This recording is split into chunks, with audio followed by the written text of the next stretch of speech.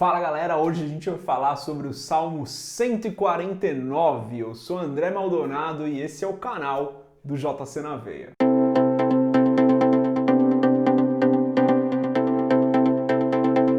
Você já sabe, esse Salmo 149 faz parte dos 5 salmos que fecham ali o livro de Salmos. Estamos chegando no finalzinho do livro de Salmos para entender bem como esse livro fecha e depois a gente volta para ver outros salmos muito importantes aqui desse livro.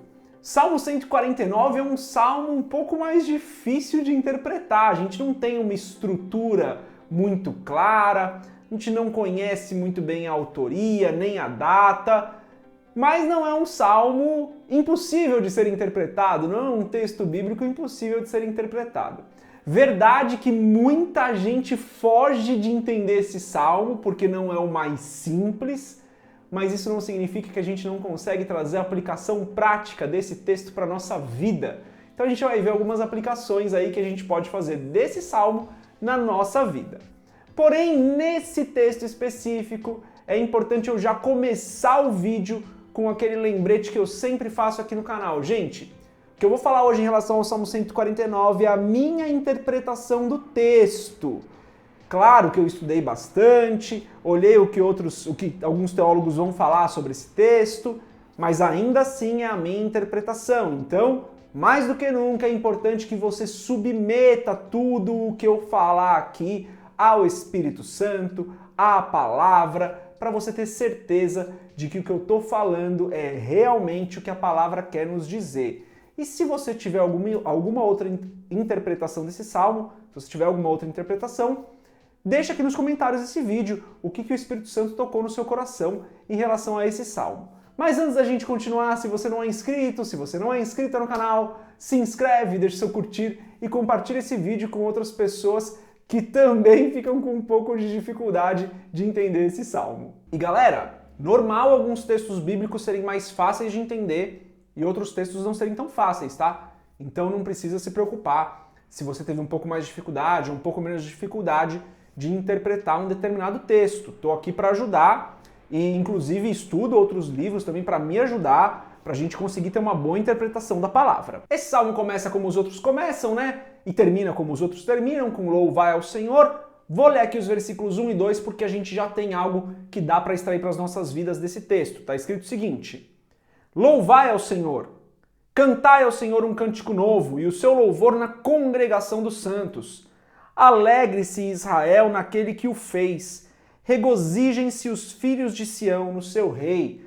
Algumas interpretações aí falam sobre esse cântico novo, é um tópico bem interessante da gente estudar. Eu gostaria de focar hoje na questão que está no versículo 2, quando está escrito assim: alegre-se naquele que o fez.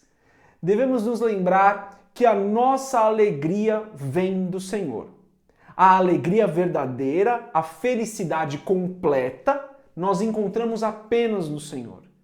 Muitas vezes nós tentamos buscar alegria, prazer, alguma felicidade fora do Senhor, fora do propósito de Deus para as nossas vidas. E é comum entendermos que essa felicidade que encontramos fora do Senhor, ela é passageira. Ela não é profunda. Eu vivi isso várias vezes na minha vida, buscando uma alegria fora do Senhor.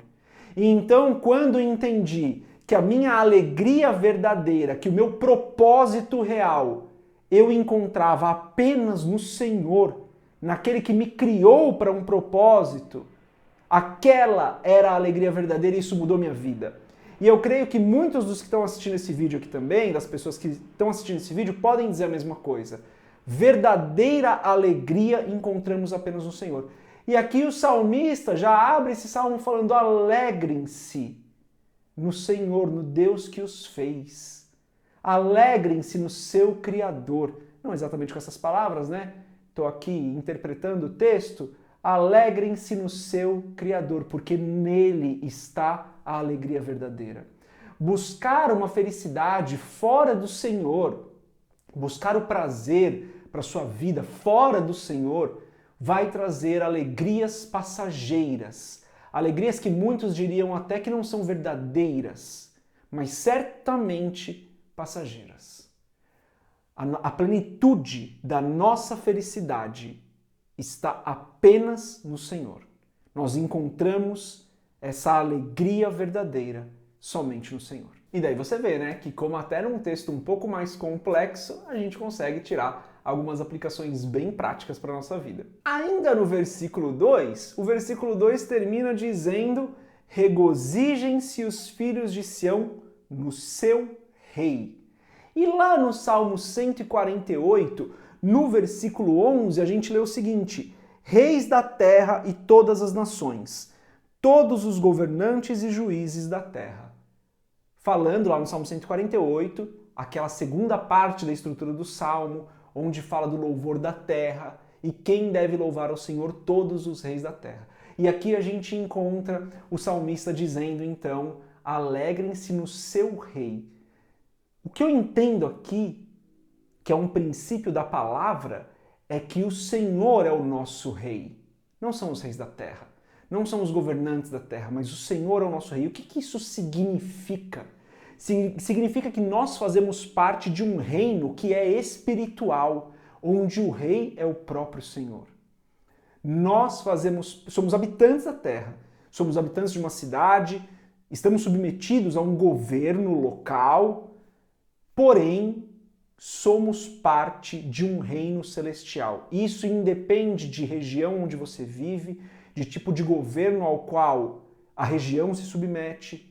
Nós, filhos de Deus, cristãos, fazemos parte de um reino celestial. E isso faz com que, nas nossas vidas, de maneira prática, nós sirvamos ao Senhor com muito mais honra e temor, entendendo que Ele é o nosso Criador, como nós falamos aqui, que Ele é o nosso Senhor, que Ele é o nosso Rei. E como Rei, nós somos seus servos, fazemos parte do seu reino. Isso é uma aplicação prática para as nossas vidas, na maneira como nós enxergamos ao Senhor. Ele é o nosso Rei. Nós fazemos parte de um reino que não é terreno. Nós estamos inseridos numa família que é celestial. Independente de onde nós vivamos, fazemos parte do mesmo reino. E aqui, dos versículos 6 a 9, a gente lê o seguinte: estejam na sua garganta os altos louvores de Deus e espada de 2 fios nas suas mãos, para tomarem vingança das nações e darem repreensões aos povos, para prenderem os seus reis com cadeias e os seus nobres com grilhões de ferro, para fazerem neles o juízo escrito. Essa honra tê-la-ão todos os santos. E termina da mesma forma que terminam os outros salmos aqui de fechamento: louvai ao Senhor. Aqui é a minha interpretação, tá, pessoal? Como eu falei no começo do vídeo, minha interpretação apenas, creio eu, que essa é uma parte mais profética do Salmo 149. Sendo profética e poética, creio que a interpretação literal talvez não seja a melhor. Não significa que nós estaremos com uma espada na mão e executaremos o juízo, ali prenderemos os reis com grilhões de ferro. Não acredito que seja isso. Mas acredito que o salmista profeticamente fala da volta de Cristo, onde os santos terão a sua parte e aqueles que não aceitaram o chamado do Senhor terão a sua parte também. Uma parte boa, outra, creio eu que não, no meu entendimento do que a palavra nos diz sobre a volta de Cristo. Agora, me parece que a ênfase do texto não está na parte onde os santos prenderão com grilhões, não. Me parece que a ênfase do texto está um pouco mais ali no verso 6, onde a gente lê, de novo: estejam na sua garganta os altos louvores de Deus e espada de 2 fios nas suas mãos. E então, para você que manteve os altos louvores de Deus na sua garganta e a espada de 2 fios nas suas mãos, então você será contado entre os santos. O que eu trago de prático para a minha vida é: eu preciso permanecer no Senhor. Eu preciso perseverar no Senhor, mantendo os altos louvores de Deus na minha garganta, mantendo a palavra nas minhas mãos, meditando na palavra todos os dias, para que essa palavra vá moldando a minha vida e em louvores a Deus eu reconheça e glorifique a Deus por tudo o que Ele tem feito, fez e vai fazer, como eu tenho falado aqui nesses salmos de fechamento. Então me parece que lá no final do texto, no verso 9, fala, os santos terão essa honra. Quem são os santos? São aqueles que permaneceram com os altos louvores em suas gargantas, são aqueles que permaneceram com a palavra em suas mãos.